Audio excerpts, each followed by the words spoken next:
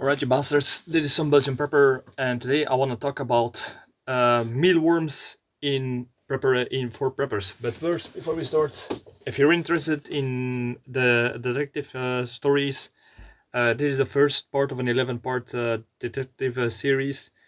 If you're interested, look in the link in the description, you will find some information there. So let's get on with the video. So, mealworms. Why? What is the importance? What could be so important about mealworms? It's something that I'm not really that advanced in, but it's something that I'm going to start up this. So this could be for me. This could go perhaps good, bad, or perhaps less than I expected. But from what I gather from other preppers, it's a really good system for different types of advantages in your preparedness. If you can see, this is the first batch of mealworms. If you perhaps can see, you can perhaps see them wiggling around. Yeah. So mealworms. What can you do with mealworms? Well, mealworms is actually part of something that we'll see more and more in the future, and that is eating insects.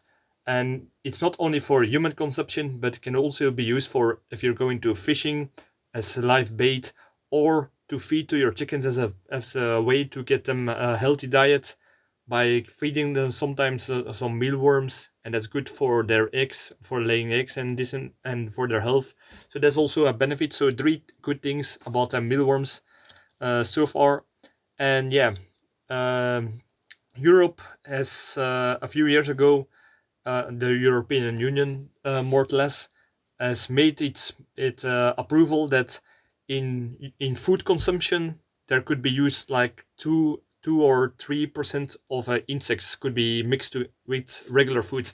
So you could be eating now mealworms and other types of insects that are processed into your food and you will not even know it. And that's something that a lot of people will be disgusted by, because so there are a lot of people who say, how can you eat mealworms? That's disgusting. I would never eat it unless you're going hungry, I guess. But it's a piece of mentality, because a lot of people I talked to, they were saying, I would eat insects, but they must be processed. I do not want to see the insect. So it's almost pure visual. But if you can get over it, this is a very good thing for your preparation. So how are you going to do this? Well, this is my first batch, but I'm going to make it into a system where I can have more oversight and better grow, feed, and reproduce the mealworms. So how does it work? You can see this is one of those paper holders that you. It's one of those paper holders, that you perhaps have in your home with a little desk around it. So what will I do? There are several stages in the life of a mealworm. The first stage is, of course, the egg. Then it will be some sort of pop. Pop is the good cocoon. Yeah, it's in a still stage, and then it will become something like the stage it is in now. With if you perhaps can see one, perhaps better this side. In this stage where they are like long mealworms, and then the moment that they have fed, they start to shed their skin, and they will start to cocoon into a beetle, and this beetle will eat and lay eggs, bury them, and then that process will continue. So that's what you want to get, and that's why this is very good. So if you got the beetles, they will be a little bit brownish till they are mature around a few weeks, and they will start to turn black. This I will put in the top drawer, and what will happen then is the beetles will start to reproduce. They will lay their eggs, but the problem is you cannot leave the eggs with the in the desk with the beetles, because at a certain points it's possible that the beetles will start to eat the eggs. So what do? You start to make holes in beneath or you use an open drawer with some how do you say this, mace, um, like like you used to keep mosquitoes out, so that small things can go through, but the big beetles will stay above. So you can shake it a little bit, it will go to the second drawer, and in this second drawer the eggs will fall in, and they will start to develop into mealworms, and so, and that way you can have a way that you, how do you say this, have used the dirt trowel to get more of the beetles or more of the mealworms, depending on how many of these you got. And that's the way you can start to recycle, how do you say this, keep reproducing them in a constant way.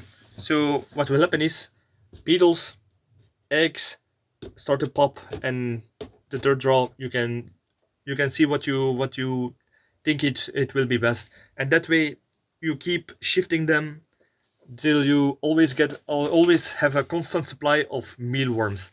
Um, the mealworms, they do not need much. You can use something like you use a few inches of, I would say 1 to 2 inches of ground cover. You can use dirt, but what I notice is the best thing to put in this are oatmeal. The oatmeal that is very grinded. Why? Because it's food, and it's something that they can easily bury themselves in without problems of getting stuck, or the too much moist where they can start to, how do you say this, things start to rot in it. Because if you're going to use this for human consumption, you do not want to feed them rotting stuff, because there is a small chance there could be, how do you say this, botulism is, or was it something else? I forgot. But it could be very bad if you give them like rotten food, or if there are something that start to fungus, turn into fungus, or start to rot in this, and the mealworms will eat it, and that's not good if you're going to eat them, or your chickens, for that matter.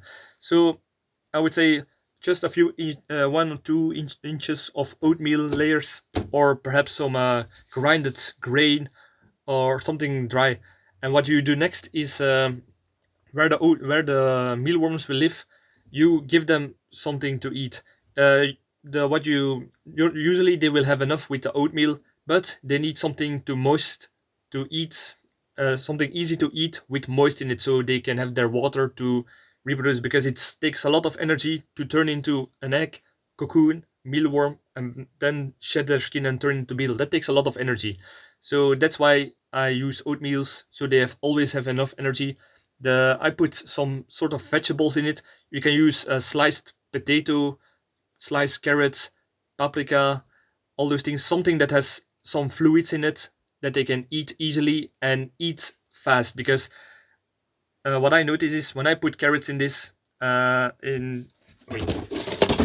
of this box, the carrots were gone the next day, so they did not have time to start to rot or fungus. So that's something good. I would say, don't put a whole carrot or potato or paprika in it, but do it in slices. Cover it around so that not all the mealworms will go to the same place, and then yeah, some will perhaps not get to the food and start to grow bad. So that's something that I like to do with this, and yeah, then it's when you start to, how do you say this, reap. How do you say this? When you take something of the field, when you start to gather the mealworms to produce, you can give them alive to the chickens. That is also good for their natural behavior, because chickens like to, how do you say this? It's best for the chicken to give them the best life in their natural way. So you can feed them the leftover beetles that are perhaps too much, or some of the mealworms, and that's something good. The mealworms, you can just start to cook them, bake them.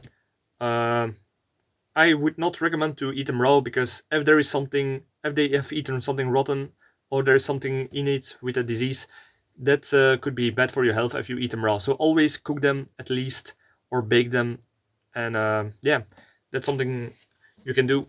You can start to dry freeze them, or put them into a, how do you say this, vacuum sealed bag, and that way you can store them for even longer if you have excess mealworms. The thing is, if you use one of these growing farms, they need some warmth, so you cannot put them outside, especially not in the winter where it's cold. So if you have a place in your house where they are where it's always a good temperature, I would say something nice, not too cold, not too warm, put them here. You can take a few of these batches, store them on above, and these things, they do not really smell, they don't make any noise, except sometimes if you listen really carefully, you hear some crispy noises.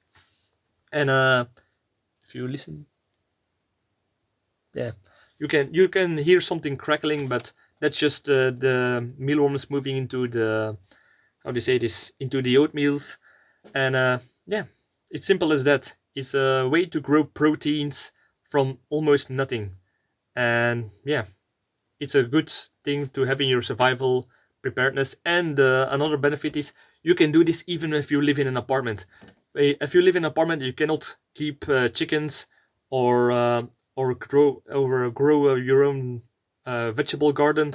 You can in a very small cases, but you can have some extra proteins by uh, by using this, and you can use it to barter, because when shit hit the fan, people will companies will not make that much food for animals or even for humans, or it will be too expensive, and this will take almost no effort to grow, and it will keep reproducing them if you do not fuck it up. So it's very easy to do actually. And yeah, so this was just my video about mealworms. I hope you learned something from it. Look in the description for my book, subscribe, leave a comment if you have more experience with this, because I'm still a novice at this. And if you got any tips, leave it in the comments if you have experience, or what is the best way, or something that I need to watch out for that I did not tell into this video. And yeah, thank you for watching, and see you in the next video. Cheers.